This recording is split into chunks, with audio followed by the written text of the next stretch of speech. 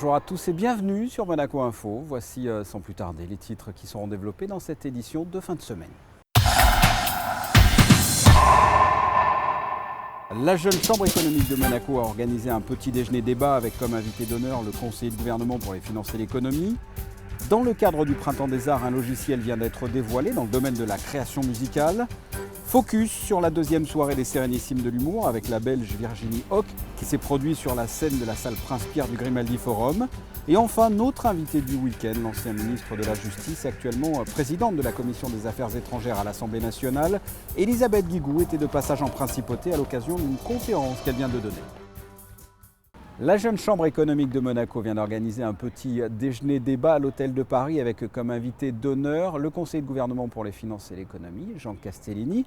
Après quelques mois de création de l'Observatoire de l'industrie, focus sur les premiers sujets qui ont été débattus. Voyez ce reportage de Crescinda Tomel, Alexandra Paolini et Louis Borgia. Un secteur de l'industrie en pleine mutation et en pleine évolution. C'est pourquoi en octobre dernier a vu le jour, après l'Observatoire du commerce il y a 2 ans, l'Observatoire de l'industrie. Sa mission, présenter une synthèse des résultats du secteur industriel monégasque en termes de PIB, de chiffre d'affaires, de salariés et d'établissements, car le secteur industriel continue d'être un des piliers de l'économie monégasque. Il représente aujourd'hui plus d'une centaine d'entreprises, un nombre d'emplois très significatif. Et ce que je vais évoquer, si vous voulez, c'est un petit peu l'historique de l'Observatoire depuis les premières réunions donc, que nous avons tenues en fin d'année dernière. En décembre, par exemple, ma collègue de l'équipement, de l'environnement et de l'urbanisme, Madame Gramalia, a présenté le projet de l'îlot Charles III, qui verra la construction de nouveaux espaces dédiés à l'industrie à la frontière ouest de la principauté. J'évoquerai également une étude qui est en cours dans laquelle un cabinet de conseil, le cabinet Catalyse, assiste justement à la réflexion du gouvernement et nous aide à préparer l'industrie à l'horizon 2020 et au-delà. Donc c'est véritablement, une fois encore, le témoignage, la preuve de toute l'importance que ce secteur revêt en principauté et du soutien qu'entend y apporter le gouvernement monégasque. Les avantages, c'est qu'autour de cette table se réunissent des acteurs importants de l'activité industrielle monégasque, puisque ce sont des chefs d'entreprise qui sont là, qui apportent bien entendu, qui parlent de leurs problématiques. Et on s'aperçoit que dans cet observatoire, il y a à la fois la volonté de garder les entreprises ici en principauté et surtout d'accueillir de nouvelles entreprises industrielles. 50% des entreprises aujourd'hui en principauté ont plus de 20 ans d'existence et le nombre d'établissements a tendance à diminuer malgré un chiffre d'affaires assez stable. C'est pourquoi il est essentiel d'accueillir de nouvelles entreprises à Monaco et de permettre aux plus anciennes d'évoluer.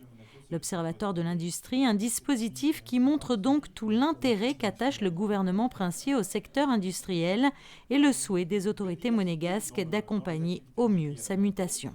On se rend bien compte qu'à Monaco, comme un peu partout dans le monde, les entreprises industrielles ne sont pas celles que nous avons connues il y a 20, 30 ou 40 ans.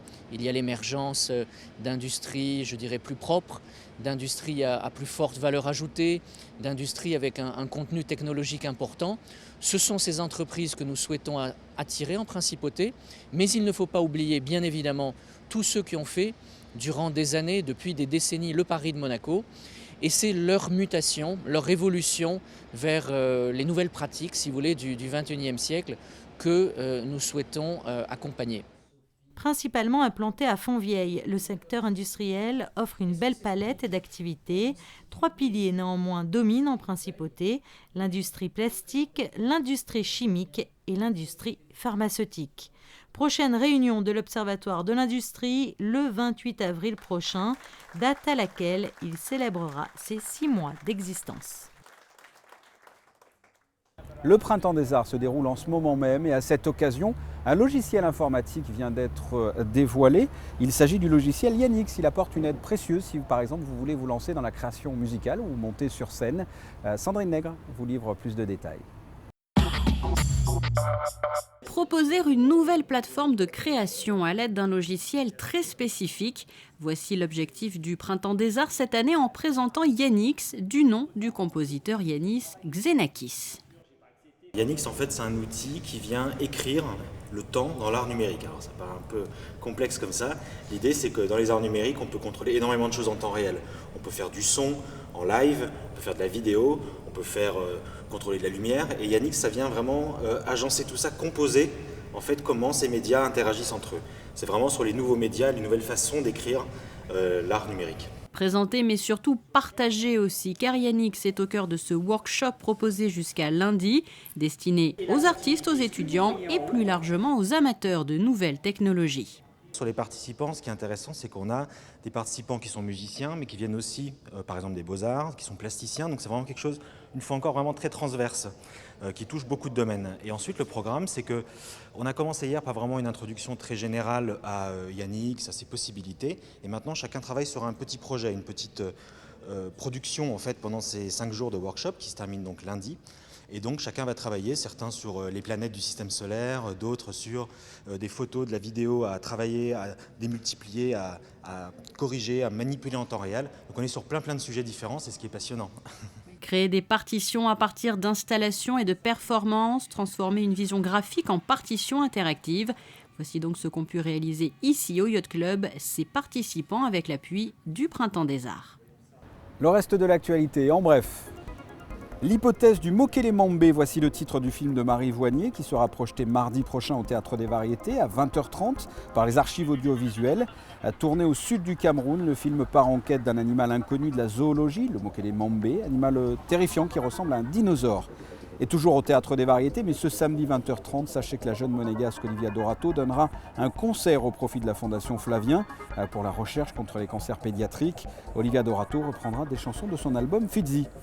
Toujours en bref, le lycée François d'Assise Nicolas Barré, situé avenue de l'Annonciade, organise une journée porte ouverte le mardi 29 mars de 17h à 18h30. Vous pourrez, si cela vous intéresse, visiter les locaux. Passons à présent aux Sérénissimes de l'humour qui battent leur plein en ce moment même au Grimaldi Forum. Après Roland McDan, c'est au tour de la Belge Virginie Hoc de se produire sur la scène de la salle Prince-Pierre. Un spectacle auquel a assisté Émilie Rousseau, Marcel Arbona et Éric Pocoy. À 41 ans et tout juste maman, Virginie Hoc a de l'énergie à revendre. L'humoriste belge présente déjà son 5e seul en scène, un spectacle sur lequel elle a collaboré avec Isabelle Nanty, où elle évoque la croisée des chemins à sa manière. On a tous des fils de vie. Attendez, je mets ma vie en suspens 2-3 secondes.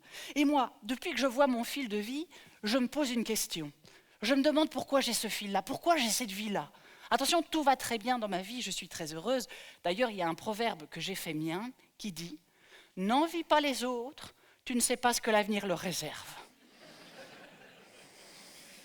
Mais c'est terriblement humain d'envier les gens. Il y a des gens comme ça, on ne les connaît pas et on les envie. Il y a des gens, Marilyn Monroe par exemple. Marilyn Monroe avec tous ses cheveux, beaucoup de choses partout, Marilyn Monroe. Marilyn Monroe, c'est quand même une femme qui a sorti une phrase, à mon sens, magnifique. Elle a dit « Moi, je ne porte pas de pyjama.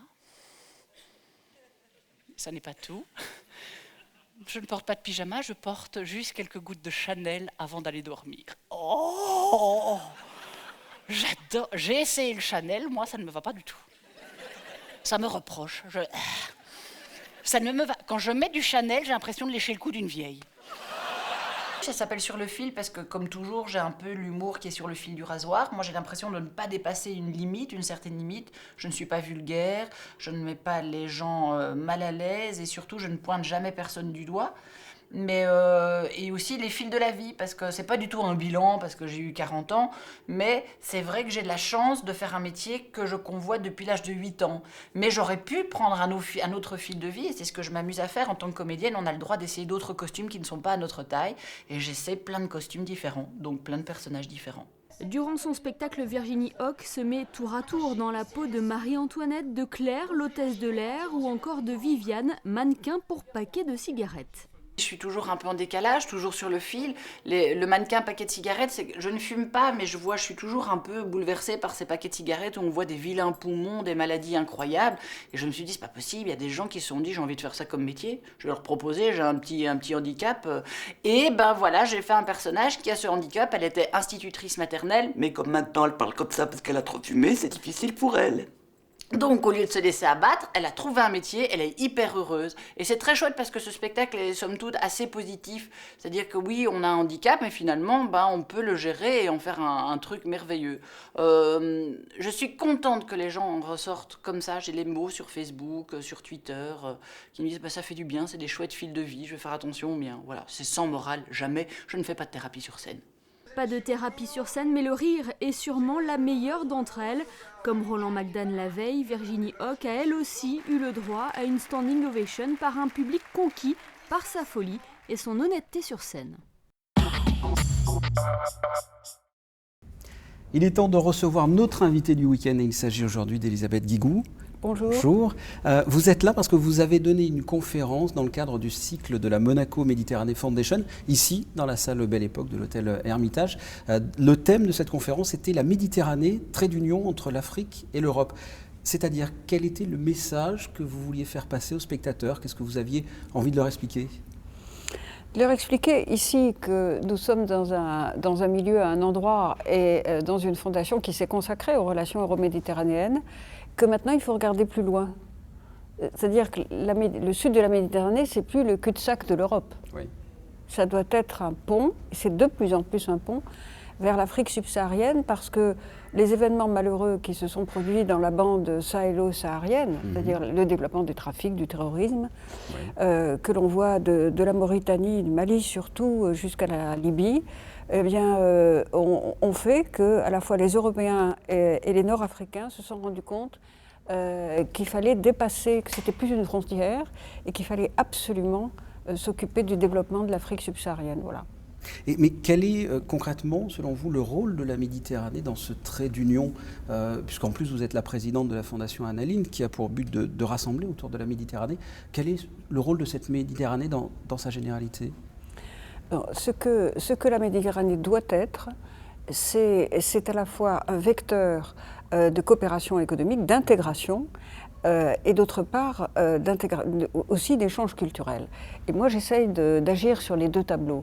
J'ai observé par exemple, grâce aux travaux de beaucoup d'instituts euro-méditerranéens, j'ai observé que dans le monde d'aujourd'hui, les continents se structurent en grandes régions verticales.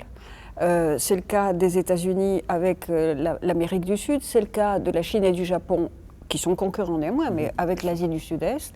Et je pense que nous avons, nous, Européens, grâce aux Méditerranéens, justement, parce que comme disait Braudel, nous avons cette chance d'avoir ce lien, eh bien je pense que nous devons faire la même chose avec l'Afrique subsaharienne pour que justement on surmonte les crises qui dominent aujourd'hui, qu'on arrive à maîtriser les mouvements de population parce qu'on créerait du développement au sud, et puis pour donner du travail tout simplement à la jeunesse africaine et faire en sorte que cette jeunesse qui aspire dans son écrasante majorité qui rejoint les valeurs de l'Europe, eh bien nous puissions aussi favoriser les échanges culturels. Alors je travaille d'une part sur l'économie et d'autre part avec la Fondation Annaline sur le dialogue des cultures. Oui, absolument. Est-ce que ça vous paraît justement, vous, utopique ou c'est réaliste, ce que vous venez de dire, effectivement, l'emploi dans cette zone-là, par exemple? Est-ce qu'on est dans l'utopie ou concrètement pour vous, ça peut se réaliser? Je crois que ça se construit, ça demande du courage politique.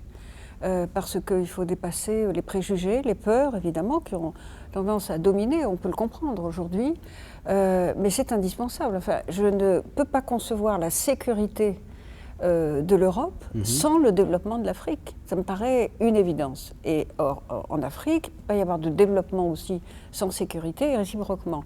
Donc je crois que vraiment, de la même façon que notre histoire depuis 2 millénaires est commune, je pense que nos destins sont liés et qu'il est temps d'en prendre conscience et de ne pas se résigner à une sorte de fatalité qui verrait, si vous voulez, tous les mauvaises évolutions prendre le dessus, et qu'au contraire, il faut avoir le courage de faire cette pédagogie vis-à-vis de nos concitoyens, de dire mais si nous le voulons, et je pense qu'ici à Monaco on le veut, le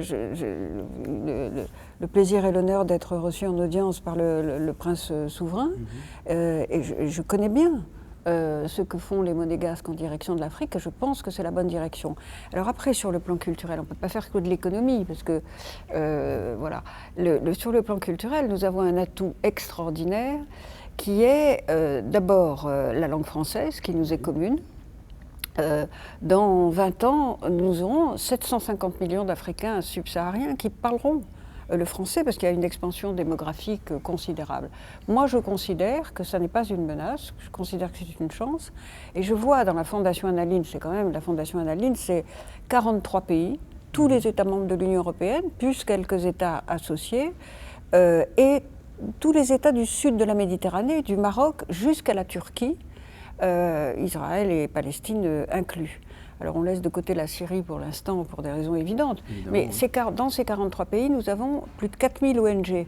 Et dans ces ONG sont principalement des jeunes et des femmes, c'est-à-dire justement les sections de la population qui portent le plus un message de dialogue, d'échange, de compréhension mutuelle et de tolérance mutuelle par rapport à nos différences.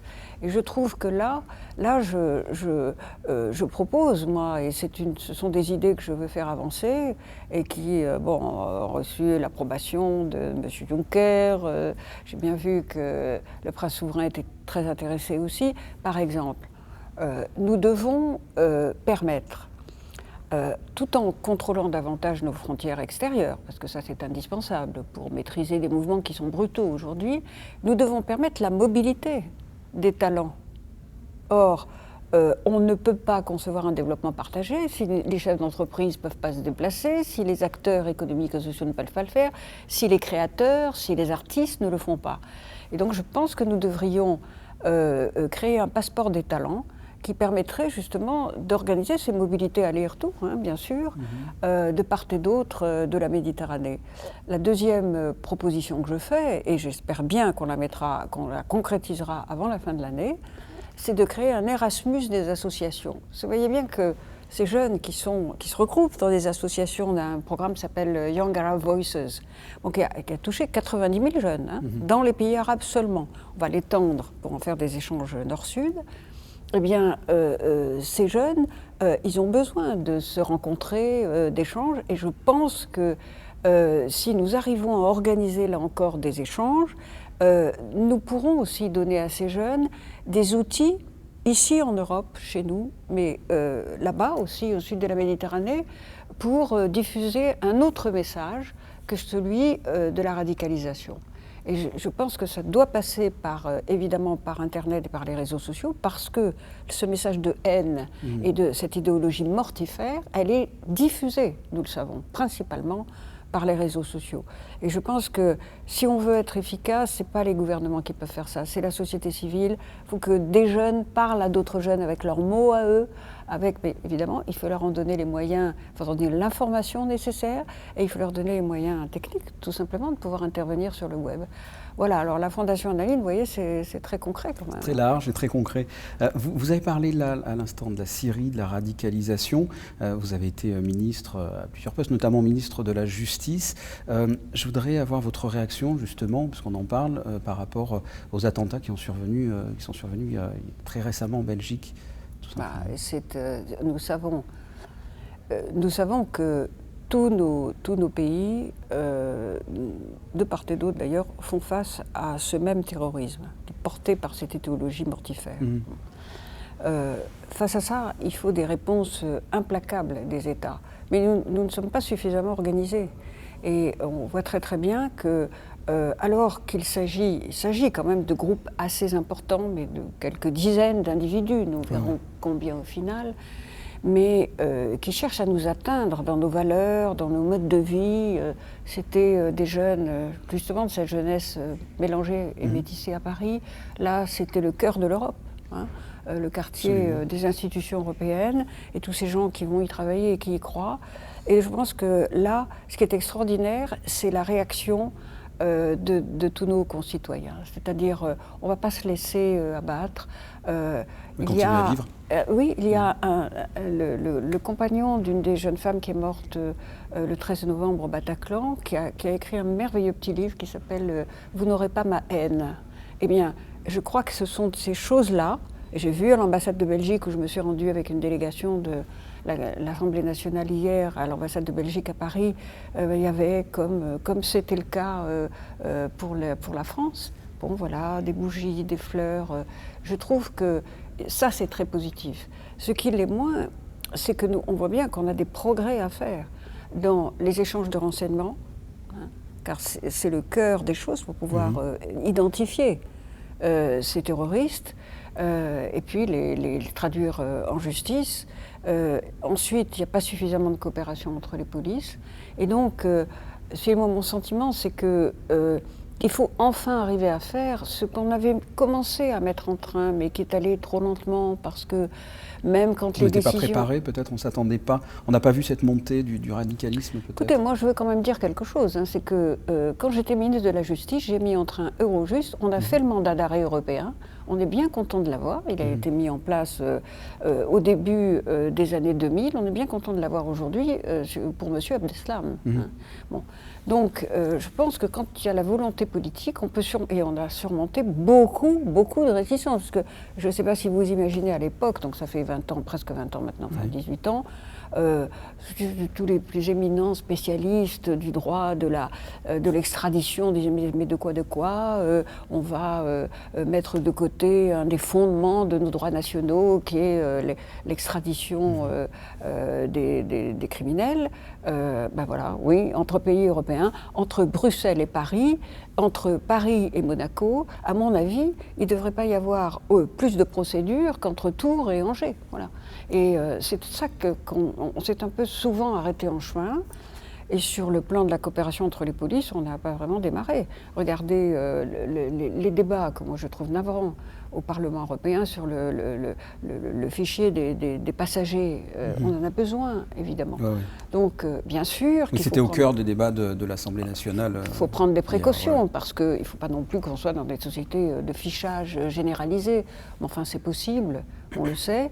Et donc, je pense qu'il faut non seulement renforcer nos moyens, législatifs et légaux, mais surtout davantage de coopération très concrète entre les services, que ce soit la police, la justice, qui sont chargés de la lutte contre le terrorisme.